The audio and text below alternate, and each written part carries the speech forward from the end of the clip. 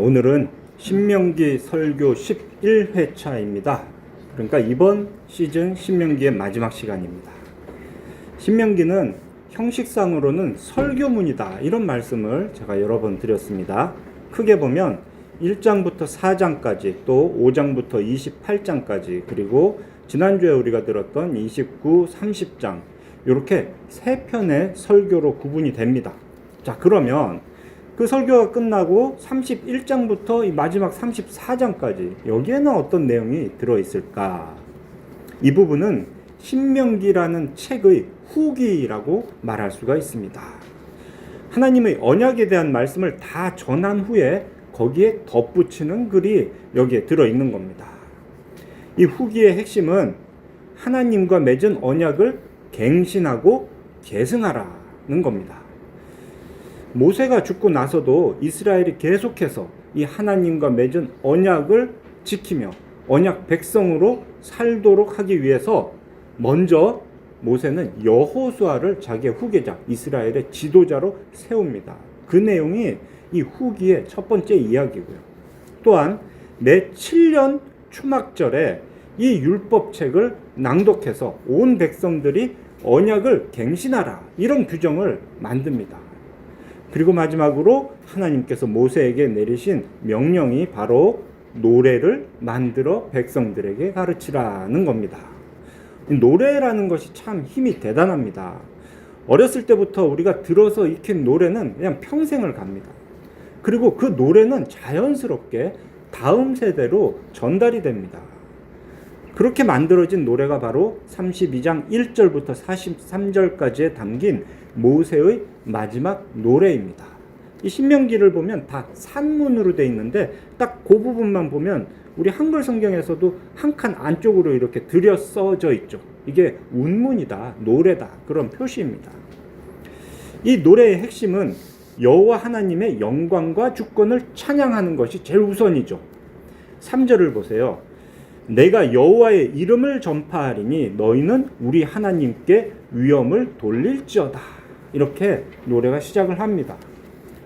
자, 또한 이 노래의 핵심 중에 하나는 바로 이스라엘에게 주는 생명의 교훈이라는 겁니다. 2절을 보세요. 이 노래를 통해 전수되는 모세의 교훈이 비 그리고 이슬이라고 비유가 됩니다. 연한 풀과 채소를 살리는 단비와 같이 바로 이 신명기 말씀의 후기, 거기에 들어있는 모세의 노래가 이스라엘을 살리는 교훈이다, 이런 의미를 미리 얘기를 해주는 겁니다. 이스라엘은 자기들도 이 노래를 부르고 또한 자손들에게도 이 노래를 가르쳐야 합니다. 그렇게 대대로 하나님의 영광을 드높이고 또 대대로 이 생명의 교훈을 지켜 행하며 계승해 나가야 합니다. 자, 이게 이 노래의 의미입니다. 이제 노래의 내용을 봅시다. 오늘 우리가 읽은 본문은 이 노래 전체를 우리가 잘 아는 예를 들어 기, 승, 전, 결, 이런 식으로 구분할 때 마지막 결에 해당하는 부분입니다. 그러니까 우린 먼저 노래의 앞부분인 기, 승, 전, 이 부분을 좀 간단히 확인한 후에 오늘 본문을 좀 더 깊이 보겠습니다. 4절을 보면 여기서는 여호와의 성품을 노래하고 있죠. 원문에 의하면 하나님은 완전한 반석이시다, 이렇게 먼저 딱 선포를 하는 겁니다. 그렇게 선포한 후에 그럼 하나님이 어떤 면에서 완전한 반석이신가, 그거를 설명하는 게 그 뒤에 달린 형용사들입니다. 여기서 하나님을 반석으로 비유하는 것은 그만큼 변함이 없으시다라는 의미입니다. 하나님이 어떤 면에서 완전하시고 어떤 면에서 변함이 없으신가, 그 뒤를 보니 하나님의 모든 길이 정의롭고 진실하고 거짓이 없으시고 공의로우시고 바르시기 때문에 하나님은 변함이 없으시다. 그래서 하나님은 완전하시다. 자, 이렇게 설명을 하고 있죠. 이처럼 완전하고 변함이 없으신 하나님께서 이스라엘과 언약을 맺어 주셨으니까 하나님은 반드시 그 언약을 이루어 주실 것이다. 이것들을 우리가 믿게 되는 것이 바로 이 완전하신 반석, 변함없으신 하나님의 성품인 거죠. 그에 비해 그 하나님의 언약의 대상이 되는 이스라엘 백성들의 본성은 어떻습니까? 5절과 6절에 이렇게 표현이 됩니다. 그들이 여호와를 향하여 악을 행하니, 아직 뭐 해본 것도 없어요. 가나안 땅에 들어가지도 않았습니다. 그런데 너희들 가나안 땅에 들어가면 이 노래를 불러라의 시작이 너희 이스라엘 백성은 악을 행한다. 하나님의 자녀가 아니요 흠이 있고 비뚤어진 세대로다. 6절에서 어리석고 지혜가 없는 백성이다 까지 하십니다. 하나님의 자녀인데 하나님과는 정반대의 성품을 가진 것이 바로 이스라엘입니다. 자, 그런 이스라엘을 하나님께서 돌보시는데 어떻게 돌보셨는가? 이 노래에서는 두 가지의 비유를 합니다. 첫째, 하나님은 이스라엘을 자기 눈동자같이 지키셨다라고 하십니다. 성경에 보면 눈동자같이 지키신다 뭐 이런 표현이 시편에도 나오고 몇 번 나옵니다. 근데 그 의미를 우리가 잘 알아야 돼요. 단순히 그냥 눈동자같이 지키신다 이런 말만 들으면 마치 하나님의 두 눈이 부리부리하게 이렇게 졸지도 않고 주무시지도 않고 딱 뜨고 지켜보신다 이런 식으로 우리가 생각하기 쉬운데요. 그게 아니죠. 오늘 본문 보시면 자기 눈동자 같이 지키신다 이런 거예요. 하나님께서 이 눈동자를 지키듯이 백성 이스라엘을 지키신다. 우리 사람이 눈동자를 얼마나 잘 지킵니까? 얼마나 열심히 지킵니까? 사람의 몸에서 제일 민감한 곳이 바로 이 눈동자이죠. 눈앞으로 뭐가 휙 지나가기만 해도 껌뻑하고 감습니다. 보호하려고 그러는 거예요. 바람만 불어도 눈을 감습니다. 혹시나 티끌이라도 들어가면 이게 따갑기 때문에 그만큼 예민한 게 눈이라서 사람은 뭐 자기가 알고 모르고 간에 최고로 열심히 치열하게 지키는 게 바로 이 눈동자입니다. 자기 눈동자같이 지키신다라는 것이 바로 그런 의미예요. 아주 민감하고 아주 철저하고 즉각적으로 지키시는 게 바로 하나님께서 이스라엘을 자기 눈동자 지키듯이 그렇게 지키신다라는 표현입니다. 저렇게 철저하게 지키는 보호하심, 돌보심이 있고요. 두 번째는 독수리가 자기 새끼를 돌보듯이 돌보셨다라고 또 비유하죠. 독수리가 자기의 새끼를 돌보는 것은 그 눈동자를 지키는 것과는 또 다른 표현입니다. 여기에는 훈련의 성격이 잘 들어있죠. 자, 11절을 보세요. 독수리가 이제 새끼가 어느 정도 크면 자기 보금자리를 어지럽게 한다라고 합니다. 독수리의 둥지는 대부분 높은 벼랑의 좁은 턱에 만들어놔요. 그런데 그 안에서 먹이를 먹여 키운 새끼가 어느 정도 자라면 독수리가 그냥 자기 발로 그 둥지를 다 흩어버린답니다. 그리고 그 새끼 위에서 날개짓을 막 해요. 아가야, 너도 이렇게 날아봐. 그런 의미죠. 그때까지 둥지에서 그냥 편안하게 주는 밥 먹고 살던 새끼는 이제 둥지도 없어졌고 엄마는 계속 펄럭거리고 그러니까 어쩔 수 없이 벼랑 아래로 뛰어내립니다. 푸드덕거려 보지만 아직 이 나는 요령이 없으니까 그냥 땅으로 슉 떨어지죠. 그러면 또 어미 독수리는 아주 쏜살같이 그 새끼 밑으로 날아가서 날개를 펼쳐서 이 등에다가 그 새끼를 받아 올리고 그리고 다시 그 높은 곳으로 올라가서 다시 그 일을 반복하게 한다. 그렇게 몇 번을 반복하다 보면 이제 새끼는 그 날갯짓의 방법을 터득해서 마침내 자기의 힘으로 자기 날개로 하늘을 날아다니게 된다. 하나님께서 그런 비유를 하세요. 하나님은 이스라엘을 그렇게 돌보셨다. 이 돌보심은 훈련시키셨다. 그렇게 성장시키셨다. 의미가 있는 거죠. 하나님께서 자기 백성 이스라엘을 돌보시는 것이 이런 두 측면이 있다는 겁니다. 자기 눈동자를 지키듯이 소중히 보호하시는 돌보심. 그리고 더해서 독수리가 자기 새끼를 훈련시키듯이 아주 강인하게 성장시키시는 돌보심. 그렇게 돌보시는 분이 이스라엘의 아버지 하나님이십니다. 그처럼 보호하시고 성장시키시는 그 돌보심은 광야에서만 이루어졌던 건 아닙니다. 앞으로 그들이 들어가 정착할 가나안 땅에서도 계속 될 겁니다. 그 덕분에 이스라엘은 이제 가나안 땅에서 밭의 소산과 꿀, 치즈, 고기, 포도주 등 이 좋은 것들을 먹고 마시게 될 것이다. 이게 노래에 들어 있었습니다. 그런데 그렇게 시간이 지나다 보면 15절과 같은 그런 어처구니 없는 일이 일어날 것이다. 15절을 보세요. 그런데 여수르니 기름짐에 발로 찼도다. 내가 살찌고 비대하고 윤택함에 자기를 지으신 하나님을 버리고 자기를 구원하신 반석을 업신여겼도다. 여수르는 종종 이스라엘의 별명으로 쓰입니다. 나중에 이사야서에서도 나오고 그 의미가 의로운 자다, 정직한 자다, 옳은 자다 이런 의미가 있다고 해요.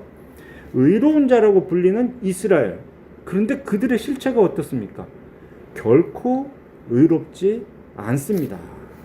하나님의 돌보심을 잊어버리고 하나님의 은혜를 배반해서 우상을 섬깁니다. 그렇게 하나님의 진노를 일으켜 재앙을 당하게 된다. 16절부터 26절까지는 그러한 이스라엘의 죄, 그리고 그 죄로 인해 당하게 될 재앙들을 쭉 묘사를 하고 있어요. 여기에서 보면 이제 그들이라는 게 누군가 이게 좀 헷갈릴 수 있는데요. 일단 이 앞부분의 그들은 모두 이스라엘입니다. 그리고 그 재앙의 도구로 쓰인 민족이 바로 이방의 악한 민족들이었습니다. 예를 들어 이제 곧 오게 될 사사 시대에는 블레셋이 그런 역할을 했고요. 또 왕국 시대에는 아수르에 의해서 남유다 북이스라엘이 다 끔찍한 고통을 당합니다. 그러다 마침내 바벨론에 의해 예루살렘과 성전이 무너지고 하나님의 백성 이스라엘은 포로로 잡혀가게 됩니다. 자, 그리고 27절부터 35절까지에서는 재앙의 도구로 쓰인 그 악한 원수들에 대해서도 하나님께서 벌을 내리신다. 그들에게 보복하신다라는 노래가 들어 있습니다.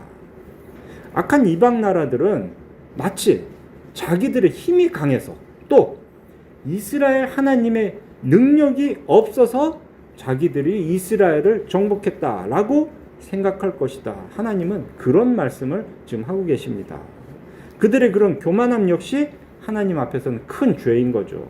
그래서 때가 되면 하나님은 이스라엘을 징계하는 도구로 사용된 그 이방 나라들에게도 보복을 하실 것입니다. 그렇게 하나님께서는 때로는 악한 세력을 이용해서 자기 백성을 징계하시지만 그 징계가 끝나면 그렇게 사용했던 그 악한 세력들을 또 벌하시는 것. 이것이 바로 성경의 일관된 가르침입니다. 원수 갚는 것은 하나님께 있다라는 것이 여기서 나온 말씀인 거죠. 우리는 이걸 항상 기억해야 합니다. 자, 여기까지가 35절까지 기승전에 해당하는 내용이었고요. 이제 오늘 읽은 말씀, 결에 해당하는 본문을 보겠습니다. 36절. 참으로 여호와께서 자기 백성을 판단하시고 그 종들을 불쌍히 여기시리니 곧 그들의 무력함과 또 갇힌 자나 노인자가 없음을 보시는 때에로다. 자, 여기서부터는 이제 분위기가 바뀌는 거예요. 원래 하나님이 누군가를 판단한다 그러면 그 마치 재판정에서 심판하듯이 아주 무서운 일입니다. 잘못하면 벌 받는 게 판단하시는 건데, 그런데 지금 하나님께서 자기 백성을 불쌍히 여기시며 하시는 판단, 이거는 판단한다라기보다는 신원한다, 변호해 주신다, 이런 의미로 이해하는 게 좋습니다. 그럼 그때가 언제냐? 그때는 바로 이스라엘의 무력함을 보시는 때입니다. 특별히 갇힌 자도 없고 노인자도 없는 걸 보는 때에, 그때에 하나님은 이스라엘을 불쌍히 여기십니다. 여기서 갇힌 자나 노인자가 없다라는 것은 약속의 땅 가나안에 사람이 그냥 한 명도 없는 그런 상태를 상징하는 표현입니다. 다른 표현으로 이런 게 있죠. 예루살렘이 황폐해진다. 황폐해진다는 건 막 땅이 척박해지는 얘기가 아니고요. 그 땅에 사람이 안 사는 게 되는 겁니다. 그래서 들짐승만 사는 거, 이게 황폐해진다라는 거예요. 이제 나중에 바벨론 포로기가 되면 예레미야나 이사야나 많은 책들에서 예루살렘이 황폐해진다. 그 땅이 비어진다. 비게 된다. 이런 이야기들이 하죠. 많이 나오죠. 근데 그와 똑같은 표현이 갇힌 자나 노인자가 없어진다. 이런 이야기입니다. 약속의 땅에서 백성들이 다 쫓겨나서 그 약속의 땅이 텅 비었을 때, 그때 마침내 하나님은 자기 백성 이스라엘을 불쌍히 여기셔서 그들을 회복시켜 주신다 라는 것을 말하고 있는 겁니다. 자, 그런데 그런 회복을 위해서도 꼭 필요한 일이 있다. 그것이 37절과 38절입니다. 이전에 자신들이 했던 악행에 대해서는 분명하게 책망을 받아야 되는 거예요. 그 죄를 깨닫고 회개해야 되는 겁니다. 그 기록들이 이런 이야기예요. 그들이 예전에 피난처로 삼았던 반석에게 도움을 청해봐라. 원래 이스라엘의 반석이 누굽니까? 여호와 하나님입니다. 완전하시고 변함없으신 하나님이 바로 이스라엘의 반석이었어요. 그런데 그 반석이 제공해주는 복을 누리는 중에 이스라엘은 가나안의 우상을 자기들의 반석으로 여겼습니다. 그래, 어디 그 우상들에게 도움 청해봐. 그들이 도움을 주나. 그래, 그 우상들에게 재물을 바쳐봐. 그들이 너희에게 피난처를 제공해 주는가. 이런 말씀이 또 노래 안에 들어가는 겁니다. 하나님을 배신한 이스라엘이 한때 섬기고 의지했던 그 가나안의 우상들은 그들에게 아무런 도움을 주지 못합니다. 그들에게 도움을 주고 그들에게 피난처를 제공하는 참된 반석은 오직 여호와 하나님 한 분뿐입니다. 그 하나님은 죽이기도 하며 살리기도 합니다. 상하게도 하시고 낮게도 하십니다. 하나님은 절대적인 주권을 행사하시는 전능자이십니다. 하나님을 미워하는 모든 원수들, 자기 백성 이스라엘을 괴롭게 했던 대적들을 하나님은 또 심판하실 것입니다. 이제 노래 마지막인 43절을 봅시다. 너희 민족들아 주의 백성과 즐거워하라. 이렇게 시작을 합니다. 지금까지는 이스라엘에게 쭉 말씀하셨는데 이제 너희 민족들, 세상의 여러 민족들에게 하시는 말씀입니다. 그들이 어떤 사람들이었냐 하면 전에 이스라엘이 죄짓고 고난당할 때 이스라엘을 멸시했던 나라들이에요. 저것 좀 봐라 하면서 심지어 그럼 니들의 하나님은 어디 있느냐까지 했던 그런 나라들인데 그런 세상 나라들이 이제는 이스라엘을 부러워하게 될 것입니다. 그래서 이스라엘과 함께 가서 덩달아 즐거워해야 합니다. 왜 그렇게 해야 되느냐? 이 이유가 중요한데요. 그게 바로 이 모세의 노래의 결론입니다. 하나님께서 그 종들의 피를 갚으사 대적들에게 복수하시고 자기 땅과 자기 백성을 위하여 속죄하시리로다.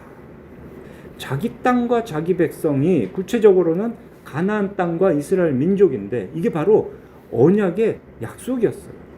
복의 대상이었습니다. 속죄하시리로다. 속죄한다라는 말은 사람의 죄를 씻어준다. 그리고 또 땅 이야기도 속죄 안에 들어가는 거거든요. 그 땅을 정결하게 한다. 깨끗하게 한다. 사람과 땅, 하나님께서 언약으로 복을 주시기로 약속하셨던 그 대상들에 대해서 깨끗하게 고쳐주신다라는 것이 땅과 사람을 속죄한다라는 겁니다. 이스라엘의 죄로 인해 황폐해진 그 땅을 하나님께서 정결하게 하실 것입니다. 자기들의 죄로 징계를 받아 흩어진 그 백성을 하나님께서 용서하시고 회복시켜 주실 것입니다. 모세가 가르쳐서 부르게 된 이 노래는 이제 앞으로 그 이스라엘 백성들이 악을 행할 때마다 징계의 증거가 될 것입니다. 난 이런 벌 받을 줄 몰랐어요 라고 못하게 되는 거예요. 이 노래를 그렇게 계속 불러야 합니다. 또한 그들이 그런 고통 중에서 하나님의 은혜로 회복될 것이다. 하나님께서 반드시 은혜를 베풀어 회복을 이루어 주실 거다라는 약속의 증거가 되기도 하는 겁니다. 그게 이 노래의 의미입니다. 그리고 마지막에 세상 나라들에게 이스라엘과 함께 즐거워하라 라고 명령하신 것은 또 그 이방 민족들도 내 백성 이스라엘과 같은 복의 자리로 초청하신다. 그런 의미가 들어있는 겁니다. 그렇게 이스라엘을 비난하고 하나님을 조롱했던 이방인들도 앞으로 이제 여호와를 알고 여호와를 경외하면 이스라엘과 같이 하나님의 백성의 지위를 얻게 될 것이다. 이것이 예수님 오시고 성령이 임하고 그 후에 우리 사도행전을 통해서 확인할 수 있었던 그런 내용들입니다. 자, 하나님께서 이스라엘을 이렇게 먼저 택하신 이유가 바로 이것 때문이기도 한 거죠. 하나님께서 자기 백성에게 어떻게 복을 주시는가 이거를 세상에 보여주시기 위해서. 그러니 이스라엘이 하나님의 말씀을 지켜 행하는 것에는 선교의 사명도 있다라는 것을 또 기억하게 하는 겁니다. 자, 이제 이 노래 다음에 이어지는 내용들을 보면 모세의 죽음에 대한 이야기가 이어져요.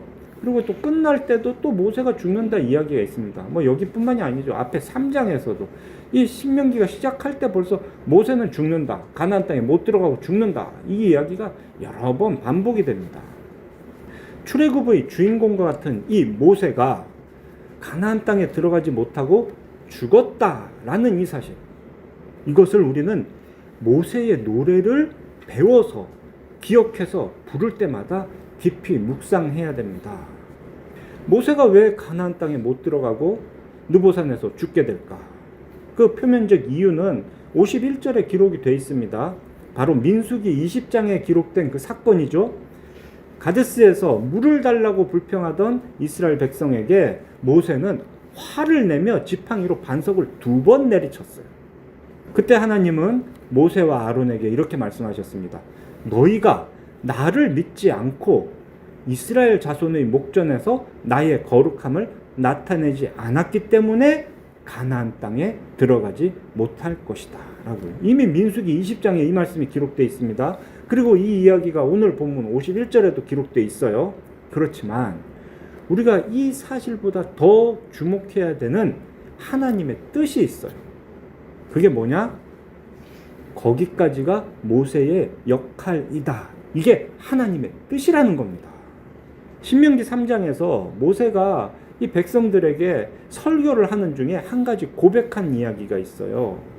자기는 하나님께 가나안 땅에 들어가게 해주세요 라고 간구를 했답니다. 그렇게 간절히 기도했대요. 그랬더니 하나님께서 진노하시며 그만해도 족하다 라고 답을 하셨다. 더 이상 그 일로 나한테 말하지 마라 이렇게 말씀해 주셨다. 이것을 앞에 신명기 3장에 기록해 두었습니다. 다시 쓰는 하나님의 율법인 신명기. 언약을 갱신하고 계승하라는 하나님의 명령은 모세가 가나안 땅에 들어가지 못한다라는 이 사실을 전제로 하고 있다고 말해도 과언이 아닙니다. 영원 불변하시는 하나님 앞에 우리의 유한함을 인정하는 것이 바로 하나님의 뜻을 따르는 기본 자세인 겁니다. 그래서 앞으로 언약을 갱신하라, 앞으로 이 언약을 계승하라, 이런 의미가 들어있는 이 후기를 보면서 또 그 안에 노래로 기록되어 계속 전해야 되는 이 모세의 노래를 볼 때마다 우리는 그래, 이것을 가르쳐 전했던 모세는 가나안 땅에 들어가지 못하고 죽었지. 그래서 모세는 후계자를 세웠지. 그래서 모세는 7년마다 이 언약 갱신 예식을 지키라, 초막절을 지키라 이렇게 이야기를 했었지. 그래서 모세는 이 모든 말씀을 노래로 만들어 가르쳤지. 모세가 죽기 때문에. 우리 인간은 그런 유한함이 있구나. 이것을 인정하는 것이 하나님의 백성으로 사는데 아주 중요한 요소가 되는 겁니다. 그래서 이 노래는 오늘 우리의 삶에도 그대로 적용해야 하는 하나님의 말씀입니다. 이 노래 내용들 잘 보세요. 대부분 좀 듣기 어려운 이야기입니다. 앞으로 이스라엘이 짓게 될 죄를 말하고 그 죄로 인해 당하게 될 재앙을 노래로 불러야 됩니다. 늘 자기들이 언약을 갱신하기 위한 주일 예배에서 우리가 들어야 될 하나님의 말씀도 바로 그것과 똑같습니다. 우리는 이 주일 예배 설교를 통해서 우리의 죄를 지적하는 그 하나님의 말씀을 있는 그대로 들어야 됩니다. 목사는 그대로 그걸 선포해야 되고요. 듣기 좋은 말만 할 수가 없고요.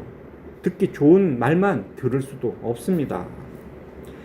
이렇게 부담되는 말씀을 듣고 기억해야 되는 이유가 무엇이라고요? 우리의 본성이 악하기 때문이다. 우리가 이스라엘처럼 악을 행하고 흠이 있고 사악하고 비뚤어지고 어리석은 본성을 가졌기 때문이에요. 이 본성을 물리치고 하나님처럼 정의롭고 진실하고 정직하고 공의롭고 바른 길을 가기 위해서 우리는 항상 경고의 말씀을 들어야 되는 거예요. 어기면 이런 벌을 받을 거야 라는 그 진노의 말씀을 들으며 두려운 마음을 가져야 합니다. 믿지 않는 사람들에게 처음 복음을 전할 때도 이 원칙을 지켜야 합니다. 종종 어떤 교회들은 이렇게 말하죠. 처음에는 교회 오면 돈도 벌고 병도 고치고 자식도 잘 된다. 이런 식의 듣기 좋은 이야기들로 교회에 일단 나오게 한다. 그리고 나서 나중에 시간이 좀 지나면 자연스럽게 좀 더 깊은 것을 알게 되는 거다. 이런 생각으로 전도를 하는 것은 온전한 전도가 아닙니다. 그렇게 해서는 영혼을 구할 수가 없습니다. 복음의 시작은 항상 우리 각자의 죄에 대한 지적입니다. 그래야 하나님이 우리에게 원하는 딱 하나, 그 회개라는 것을 할 수가 있는 거예요. 우리의 죄를 깨닫고 하나님 앞에 긍휼을 구하는 그 일이 우리가 할 유일한 것인데, 죄를 지적하지 않으면 그 회개로 갈 수가 없습니다. 죄로부터 복음이 시작돼야, 그래야지 겸손하게 하나님의 은혜를 구할 수가 있는 겁니다. 이처럼 모세의 노래는 경고의 노래입니다. 또한 이 모세의 노래는 소망의 노래이기도 합니다. 우리의 무력함을 인정하고 죄의 유혹과 사망의 권세에 대항해서 우리의 힘으로 할 수 있는 것이 아무것도 없다라는 그런 무력함을 인정할 때, 그때 하나님께서 일하십니다. 그때 대적을 심판해 주시고 우리의 죄를 씻어 주십니다. 창세기 3장 15절 그 원시 언약의 약속을 아시죠? 뱀의 머리를 상하게 할 여자의 후손으로 오신 분 예수 그리스도께서 그렇게 대적을 심판하셨습니다. 죄 없으신 예수께서 십자가에서 흘린 피로 우리의 모든 죄를 씻어 주셨습니다. 완전한 반석이신 하나님은 그렇게 변함없이 언약을 성취해 주셨습니다. 그렇게 죄와 사망으로부터 우리를 구원해 주셨습니다. 예수 그리스도를 믿어 죄의 용서함을 받고 하나님의 백성으로 된 것도 끝이 아니었죠. 주님 다시 오심으로 하나님 나라가 이 땅에서 이루어질 때까지는, 또는 그 전에 우리 한 개인의 육신의 삶이 끝나고 낙원에 갈 때까지는 우리는 여전히 이 죄의 본성을 가지고 이 세상에서 살아야 합니다. 죄와 유혹이 계속되는 이 세상에서 하나님의 말씀을 지켜 행하며 사는 것은 만만한 일이 아니에요. 그러나 그 길까지도 하나님은 돌보심으로 계속해 주십니다. 앞에서 보았던 그 두 가지 돌보심을 기억합시다. 자기 눈동자를 지키듯이 세밀하고 즉각적으로 지켜주시는 그러한 하나님의 돌보심, 또 독수리의 비행 훈련과 같이 단호하게 우리를 성장시키시는 하나님의 돌보심. 그렇게 돌보시는 하나님을 의지해서 이 세상 순례의 길을 걸어가시기 바랍니다. 당신의 이름을 위해 자기 백성을 끝까지 구원하시겠다고 약속하신 이 하나님은 반석과 같이 완전하여 변함이 없으신 분입니다. 대적을 심판하시고 우리의 죄를 씻어 주심으로 마침내 우리의 구원을 완성해 주실 것입니다. 사랑하는 우리 필그림교회 성도 여러분, 이 노래를 부를 때 먼저 우리는 우리 자신의 무능함을, 무력함을 인정하시기 바랍니다.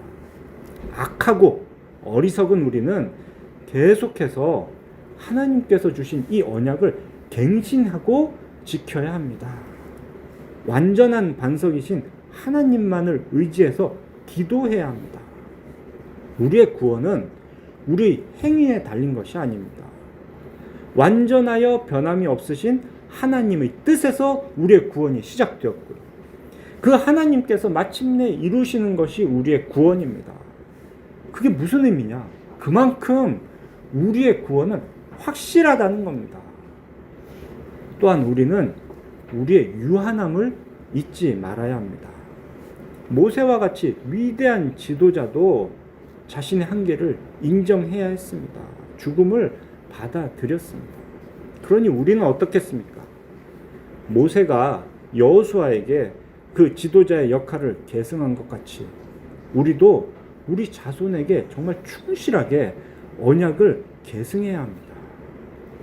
언약의 갱신과 언약의 계승, 이 두 가지가 우리의 사명인데, 이 두 가지가 노래가 우리에게 전해주는 것인데, 이 일을 위해서 교회가 세워졌습니다.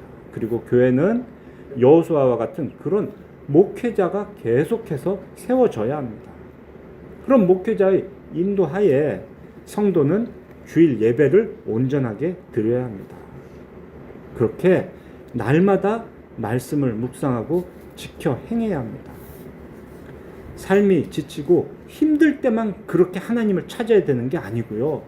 오히려 더 모든 일이 술술 잘 풀릴 때, 여수른 이름 들으면서 참 배부르게 살 때, 그때 더욱 이러한 일에 힘써야 합니다. 언약을 갱신하고 언약을 계승하는 그 일. 이것이 바로 우리를 살리는 생명의 교훈입니다. 날마다 말씀과 기도로 은혜의 언약을 갱신하고 또 날마다 그렇게 은혜의 언약을 계승하여서 주님 다시 오시는 날까지 늘 우리 모두가 은혜 안에 거하기를 삼위일체 하나님의 이름으로 축원합니다.